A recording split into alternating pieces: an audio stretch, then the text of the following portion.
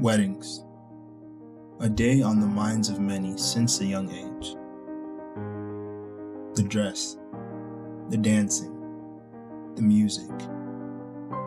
The one day that's considered your day.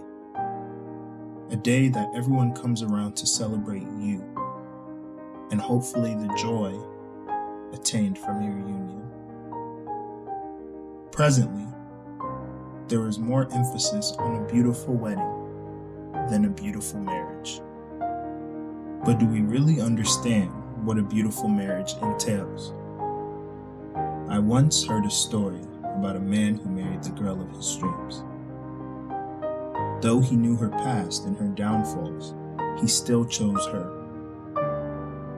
Though in her past she was a liar, a cheat, she had anger issues, communication issues, and often chose not to spend time with him for the sake of others.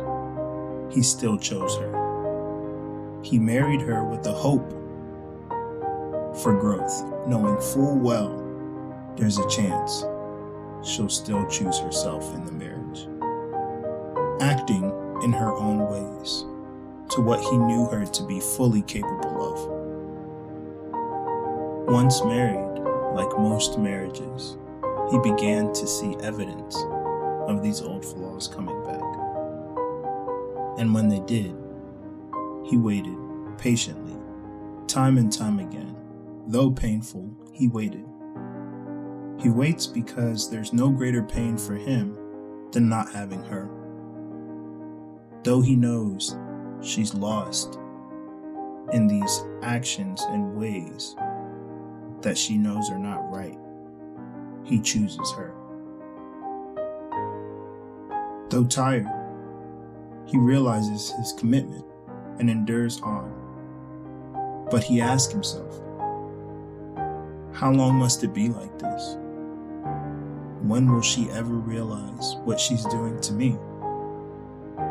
How many of us honestly would have left the marriage? It seems emotionally taxing, physically taxing, mentally taxing, and not healthy. Honestly, how many of us would have made the decision to leave this marriage? Truthfully, the man in this marriage is Jesus, and the woman is you. Have you ever thought about how long he's been patient with you? How long he's been waiting just to hear from you? Just for you to communicate with him about what you're doing or what's going on in your life. How he's seen you at your worst and still waits patiently. Imagine literally dying for someone and they still don't choose you.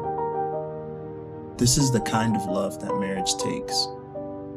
The kind of love that we've been shown. The kind of love that shows him neglected, forgotten, misused at times. One that's not always fun. But because love always hopes, it always perseveres. You endure. So when you realize the kind of love you've been giving from Christ, you can love without bounds, because you truly know what mercy means. Someone's loved you through it all. Go back and think about your lowest points, the things in you which are not of God.